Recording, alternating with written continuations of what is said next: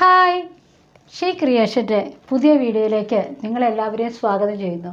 എൻ്റെ പേര് സജി രാജു. എൻ്റെ പേര് ശില്പ. ഞങ്ങൾ രണ്ടുപേരും ഇന്ന് നിങ്ങളുടെ മുമ്പിൽ വന്നിരിക്കുന്ന ഒരു പുതിയ റെസിപ്പിയുമായിട്ടാണ്. ഒരു പായസത്തിൻ്റെ റെസിപ്പിയാണ് കേട്ടോ. മോദിക്കേൻ്റെ പെന്നെ പാസ്ത വെച്ചുകൊണ്ടുള്ള ഒരു പായസം, സോൾ ഫ്ലേവറിൻ്റെയാണ്. അപ്പോൾ നമുക്കിന്ന് പെന്നെ പാസ്ത ടോഫി പായസമാണ് ഞങ്ങളിത് റെഡിയാക്കിയിരിക്കുന്നത്. നമുക്ക് പായസം ഉണ്ടാക്കാൻ പോകാം.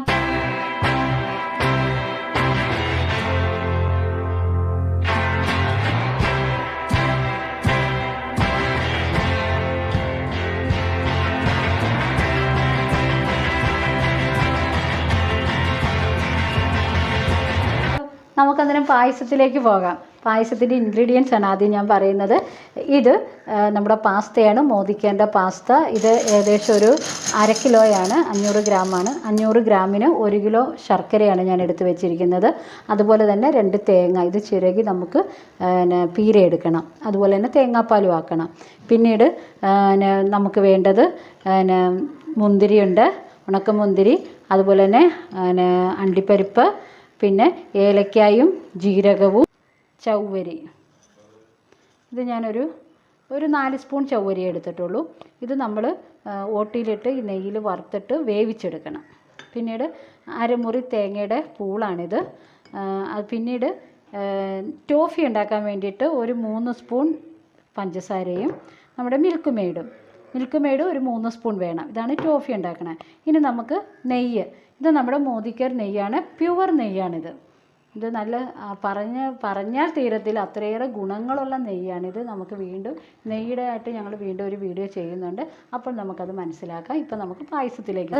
നമ്മൾ ഒരു പാത്രത്തിൽ വെള്ളം എടുത്തിട്ടുണ്ട്. അതായത് ഒരു 1/2 കിലോ പാസ്തയ്ക്ക് ഏകദേശം നമ്മളൊരു 1/2 പാത്രം വെള്ളത്തോളം, അതായത് ഒരു 3 ലിറ്റർ വെള്ളം അതിനകത്തുണ്ട്.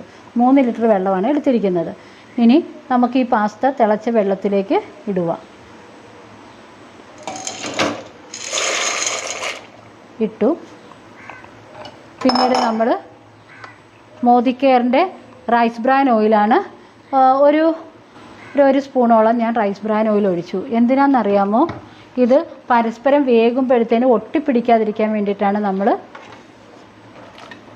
എണ്ണ ചേർക്കുന്നത്. ഞാൻ റൈസ് ബ്രാൻ ഓയിലാണ് ചേർക്കുന്നത്. ഇനി ഇത് ഒരു 1/2 മണിക്കൂർ ആകുമ്പോഴത്തേനും വെന്ത് കിട്ടും. നമുക്ക് ഇത് വേകുന്ന സമയത്തിനുള്ളിൽ നമുക്ക് തേങ്ങാപ്പാൽ എടുക്കണം, ശർക്കര പാവ് കാച്ചണം. ഓക്കെ, അടച്ചു വെച്ച് നമുക്ക് വേവിക്കാം. നമുക്ക് ചവ്വരി നമുക്ക് വറക്കണം. ഓട്ടിയിലിട്ട്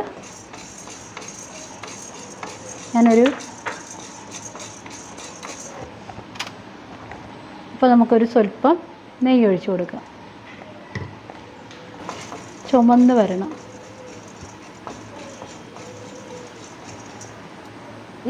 ഇപ്പോൾ നമുക്ക് വെള്ളം ഒഴിച്ച് കൊടുക്കാം, ഒരു 2 കപ്പ് വെള്ളം. ഇനി ഈ വെള്ളത്തിനകത്ത് കിടന്ന് വേകണം. നമ്മുടെ പാസ്ത വെന്തോന്ന് നമുക്ക് തുറന്നൊന്ന് നോക്കാം. നമുക്കൊന്ന് ഇളക്കി കൊടുക്കാം, അല്ലെങ്കിൽ അടിയിൽ പിടിക്കും. കണ്ടോ, ഒന്നിനോടൊന്ന് തൊടാതെയാണ് കിടക്കുന്നത്. അതുകൊണ്ട് ആ എണ്ണ ഒഴിച്ചത് കൊണ്ടാണ് ഒന്നിനൊന്ന് തൊടാതെ ഇങ്ങനെ വെന്ത് വരുന്നത്. വീണ്ടും നമുക്ക് അടച്ചു വെക്കാം. നമ്മുടെ പാസ്ത വെന്തിട്ടുണ്ടോ എന്ന് കണ്ടോ, പാസ്ത വെന്തിട്ടുണ്ട്. നമുക്കിനി ഇത് കോരി നമുക്ക് വെള്ളം കളയാൻ വേണ്ടി നമുക്ക് ഊറ്റിയെടുക്കാം. എല്ലാം നമ്മൾ എടുത്തിട്ടുണ്ട്. ഇനി ഇത് ഒരു 10 മിനിറ്റ് കഴിയുമ്പോഴത്തേന് ഇത് ചെറുതായിട്ട് കട്ട് ചെയ്യണം. അതിനുശേഷം നമുക്ക് വരാം. നമുക്കിനി ടോഫി ഉണ്ടാക്കാം. അതിന് നമ്മൾ 3 സ്പൂൺ പഞ്ചസാര എടുത്തായിരുന്നല്ലോ, ആ പഞ്ചസാര നമുക്ക് ഇട്ട് കൊടുക്കാം. എന്നിട്ട് ഒന്നും ചെയ്യേണ്ട, തന്നെ ഇത് മെൽറ്റായി വരും. പഞ്ചസാര ലായനി ഇങ്ങനെ ആയി വരുന്നുണ്ട്. ഒരു ബ്രൗൺ ഷെയ്ഡ് കണ്ടോ വന്നത്. അന്നേരം നമുക്ക് മിൽക്ക് മെയ്ഡ് ഒഴിച്ച് കൊടുക്കാം.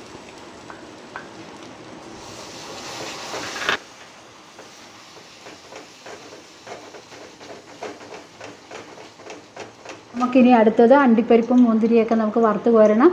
2 സ്പൂൺ നെയ്യ് ഒഴിച്ചിട്ട് ആദ്യം നമുക്ക് തേങ്ങാക്കൊത്ത് വറുത്തെടുക്കാം.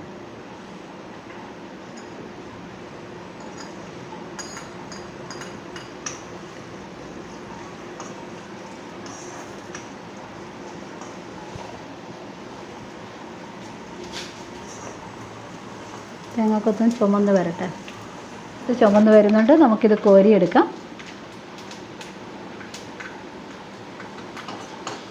നമുക്കിനി അടുത്ത അണ്ടിപ്പരിപ്പ് നമുക്ക് വറുത്തെടുക്കാം. ഒരു 12 അണ്ടിപ്പരിപ്പ് ഞാൻ എടുത്തിട്ടുണ്ട്. അതുപോലെ ഒരു 10-15 മുന്തിരി ഞാൻ എടുത്തിട്ടുണ്ട്. അതും കൂടെ ഇട്ട് നമുക്ക് ഒന്നിച്ച് വറുത്തെടുക്കാം. അണ്ടിപ്പരിപ്പും മുന്തിരി ഇപ്പം മൂത്ത് വരുന്നുണ്ട്. നമുക്കത് കോരിയെടുക്കാം. അങ്ങനെ നമ്മുടെ ശർക്കര പാവ് കാച്ചി നമ്മൾ അരിച്ച് ഒഴിച്ചിരിക്കുകയാണ്. ഇത് നമ്മൾ ഇളക്കി ഇതൊരു ഒട്ടുന്ന പരുവാകണം. ശർക്കര ഇങ്ങനെ ഒട്ടുന്ന പരുവാണ് ഇതിൻ്റെ പരുവെന്ന് പറയുന്നത്. ഒട്ടുന്ന പരുവായി ആയിരിക്കുകയാണ്. ഇനി നമുക്ക് ഇത് കണ്ടോ, മുറിച്ച് വെച്ച പാസ്ത ഇതുപോലെ നമ്മൾ മുറിക്കണം. ചെറുതായിട്ട് കട്ട് ചെയ്യണം. കട്ട് ചെയ്ത പാസ്ത ഞാൻ അതിനകത്തോട്ട് ഇടുവാണ്.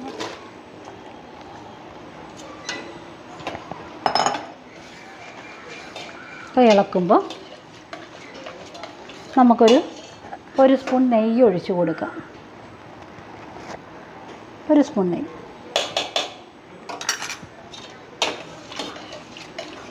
എന്നിട്ട് ശർക്കര ഈ പാസ്തയിലോട്ട് കയറി പിടിക്കണം. അതുവരെ നമുക്കൊന്ന് വെയിറ്റ് ചെയ്യാം.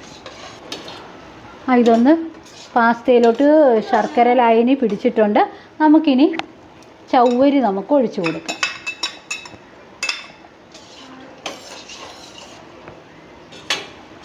എന്നിട്ട് നമുക്കൊന്ന് ഇളക്കി കൊടുക്കാം.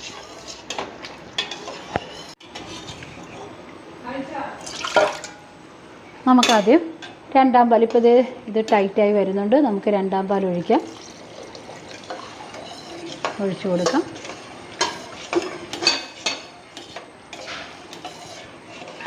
ഇത് വരുന്നുണ്ട്, റെഡിയായി വരുന്നുണ്ട്. നമുക്ക് ടോഫി ഒഴിച്ചു കൊടുക്കാം.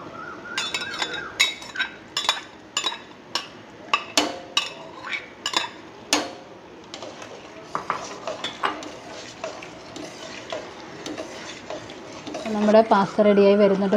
പായസം നമുക്ക് ഒന്നാം പാൽ ഒഴിച്ചു കൊടുക്കാം.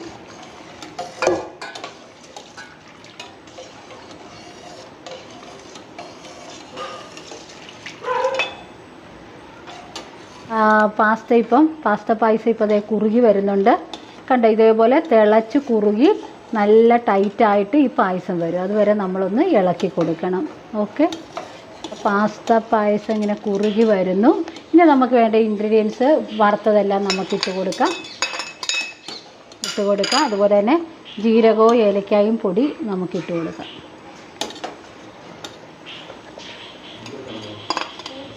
അങ്ങനെ റെഡിയായി. നമുക്കിനി അടയ്ക്കാം. ഓഫാക്കുകയാണേ. നമുക്ക് വിളമ്പാൻ പാകത്തിനായി നമുക്കിനി ഉടനെ തന്നെ നമുക്കിത് സെർവ് ചെയ്യാം.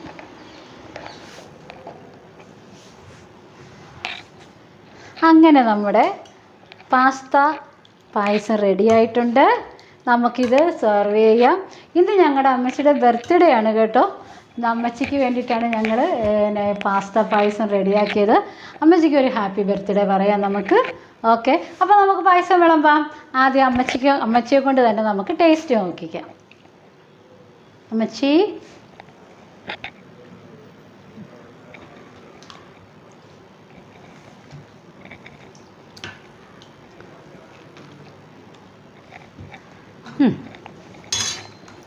ഇനി തുടങ്ങും അമ്മച്ചി.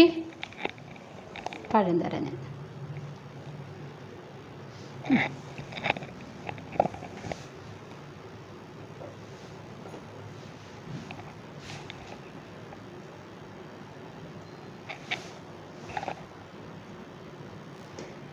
അമ്മച്ചിനെ കഴിക്കണം. എങ്ങനെയുണ്ട് അമ്മച്ചി പായസം? സൂപ്പറായിട്ടുണ്ട്. കണ്ടാ? ഗുഡ്. ശില്പ എങ്ങനെയുണ്ട്? കല്യാണി സൂപ്പർ.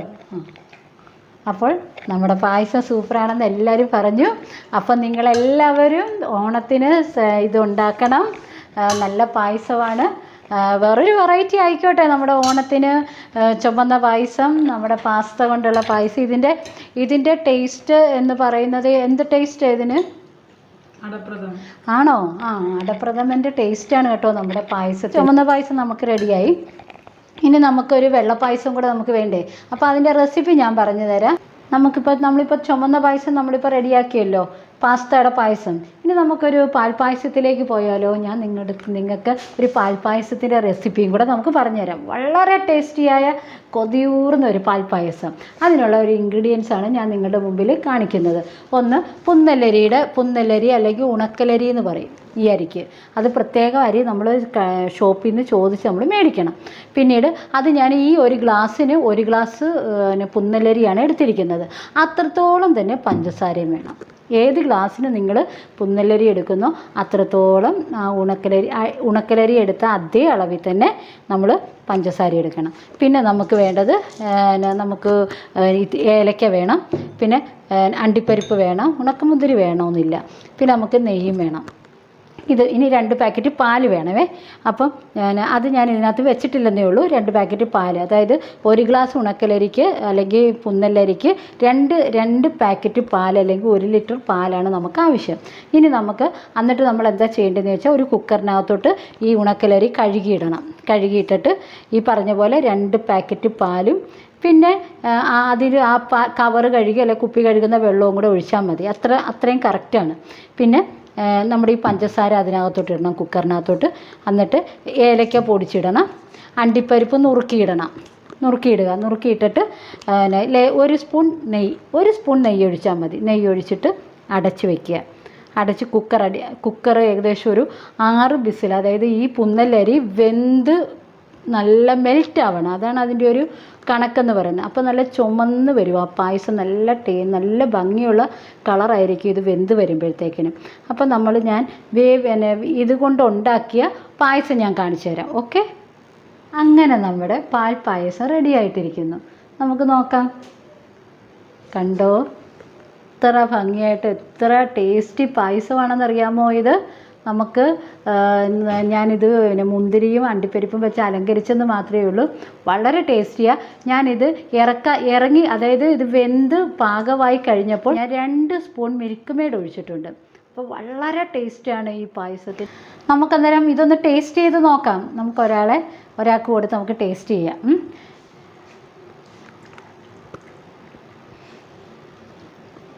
കണ്ടോ, ഇലയിൽ ഒഴിക്കാൻ പാകത്തിനാണ് ഇതുണ്ടാക്കിയിരിക്കുന്നത്.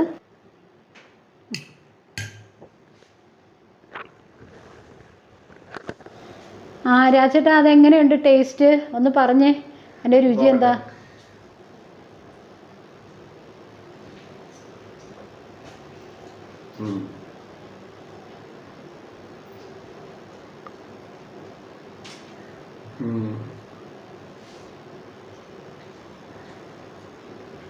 സൂപ്പറാണ്, നല്ല ടേസ്റ്റ് ഉണ്ട്. Thank you. ഇതിന് പാകത്തിന് മധുരം കൂടുതലില്ല. ഏകദേശം ഒരു അമ്പലപ്പുഴ പാൽപ്പായസത്തിന്റെ ഒരു ടേസ്റ്റ്. അതെങ്ങനെ ഈ അമ്പലപ്പുഴ പാൽപ്പായസത്തിന്റെ ടേസ്റ്റ് വന്നത്? അതെ, അതിനകത്ത് ഞാൻ മിൽക്ക് മെയ്ഡ് ചേർക്കുന്നില്ലേ, അതും പിന്നെ പുന്നല്ലരിയുടെ ആ ഒരു രുചിയുണ്ടല്ലോ, അതാണ് ആ ടേസ്റ്റ് വരുന്നത്. സൂപ്പർ ആയിട്ടുണ്ട്. വീഡിയോ നിങ്ങൾക്ക് ഇഷ്ടപ്പെട്ടാൽ സബ്സ്ക്രൈബ് ചെയ്യുക, ലൈക്ക് ചെയ്യുക, ഷെയർ ചെയ്യുക. 손을 잡으면 하늘을